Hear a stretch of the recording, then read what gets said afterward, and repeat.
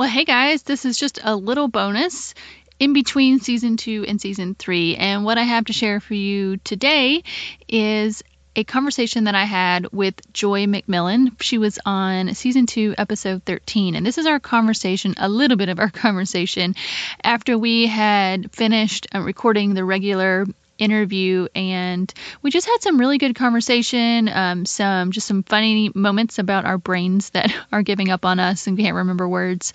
We talked about a connection that I have to some people in South Africa, and then Joy shares a little bit more about her story. If you remember her story, it was all about her kind of living this double life as a teenager and then getting into stealing, and then how God had moved her to share all this with her fiance. So she had talked about kind of a weird relationship that she had with her sister in the interview. And then after the interview, she shares this one piece of how God showed her where that all came from and the roots of it. And I thought it was super powerful and could be really life-changing for some of you guys. So I wanted to share this and hope you enjoy it.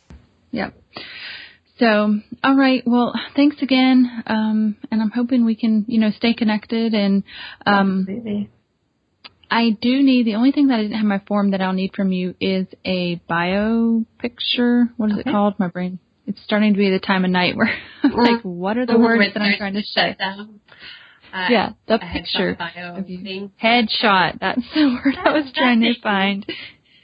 Yeah, it's so funny. I was talking to a friend, I don't know, probably 2 weeks ago, and I was trying to describe these things in the corn. I'm like, those things, like the shapes in the cornfields, like the aliens, they do it, people say the aliens do it. I could not think of the name of that. And it was 24 hours later. I'm just driving down the road, not thinking about it at all. And all of a sudden, crop circles comes into my brain. And so I texted my friend, and all I put in the text was crop circles because my brain had. And like you were talking about, I think of things when I'm driving and doing things. Yeah, the word just came to me as I was driving. I was like, oh, brain, you got to work faster than that. I have this weird, I don't even know what it is, information gathering disease where I cannot sleep if I cannot figure out why I know that face or why I know that voice. Like if I hear a voice in say the kids watch a movie and I recognize the voice, I cannot function until I've Googled and figured out who does it or why do I know this book name. It's like I have to connect the dots because life ceases to exist, function until I know why these dots connect. Right. Right. So I would have Googled, what is it called? Yes. Well, I think I've just kind of given up on those things. I'm like, I know my brain will think of it. I'm like, and I tell people, I'm like, I will figure that out in probably about 24 hours, and I'll let you know what I was saying. Yeah, you will get a random text from me.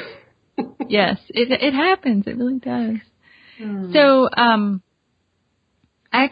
we actually have some friends who are from South Africa that are there now. They are in our small group here at church. They are from South Africa. They were missionaries in Paraguay for 17 years, and then they have moved to the States here. They actually, I don't know, have you ever heard of the missionary group SIM? Yeah, actually, one of my best friends is with serving in missions. SIM. Okay. Yeah. So they're some of the directors at some of the headquarters. Wow. Yep. And so they travel a lot to go. They don't do missions work anymore in the fact that they're not like here doing missions work. They're overseers of mission. Like they support the missionaries. Do you know what I'm saying? Yeah. So they do a lot of training and different things. So they have gone back. I think they're visiting with family for like a week or two there, in Cape Town. And then I don't know where all they're going, but they always go off on adventures for several weeks, and then they'll come back to us. And so I have that little connection. Oh, we do, along with our trooper hubbies. I just realized as you were talking about Cape Town that, of course, there's never enough time, but we actually discovered, I took my hubby home to South Africa when we had been married for 3 years. So 9 years ago, and God blew me away because again it was one of those that quick in your spirit where you feel like God has something for you, but you have to be obedient, to step into it. And have you heard of Theophostic ministry? It's an inner healing ministry. I have heard of it, yes. It's kind of like Sozo out of Bethel, where instead of just putting a Band-Aid on a cancer, you say, okay, God, what is the root of this? What was the lie that was believed that... Yes, I have. Okay, so we got trained in Theophostic ministry quite some time ago, but, you can do it on yourself only so much. Sometimes it's like you need somebody to come alongside you and really, intercede for you and just press through. And so I was 24. We've been married for 3 years, and we were in Cape Town. And again, I had that sense like God was saying, I have something for you. And we were staying with my parents' best friends. Actually, we were in Johannesburg, and she heads up the Theophostic ministry for the whole of South Africa. And I just felt like God was saying, it's time to kind of unwrap the onion a little bit more. Let's take a few more layers of this off, because that's kind of how it's been. God has just done this in layers, the healing process of, all the baggage. And through time with her and just praying, God took me back to when I was 4 and 5 to when my oldest sister and I were molested by a man when we were really little. And it was, it's so weird that I was thankful for that information, or for the Lord taking me back there, because it was the missing piece of that puzzle, because we had this super, super hypersexualized childhood, but we didn't know why. And so here was this like massive piece of the puzzle, like, oh my goodness. And I came home and I shared it with my sister, and she said, I remember the smell of his sheets, and I remember, the stuff he would give us, but I didn't know why he gave it to us. And so kind of comparing notes and feeling like God had given us this link that connected everything, And so we, the next day we flew out to Namibia, which is where I grew up and where this had happened. And my hubby and I were able to go to the property of this hostel that we had lived at, because my dad was the superintendent of the girls' hostel. And we walked around the property, and God took us through just this healing of that chapter of my life. It was like finally there could be closure. From a very dark, shameful, scary, kind of blurry, confusing season of my life as a little girl, why I didn't understand why I felt so broken and so wrong. And so then when we flew home, got back to Michigan, we found out we were pregnant with our first. And so we named her Aletheia, which means truth, Aletheia Grace, because there was such a sense that God had brought closure, like death, to a dark season of my life, and now he was bringing new life. And so I realized I didn't get to give you the missing piece of why we had this super weird relationship, my sister and I, because of what this man had done to us. So there's a little nugget. So at least you will understand that piece. Yes, that is good to circle back and talk about that. Maybe I can splice that in somehow. There you go.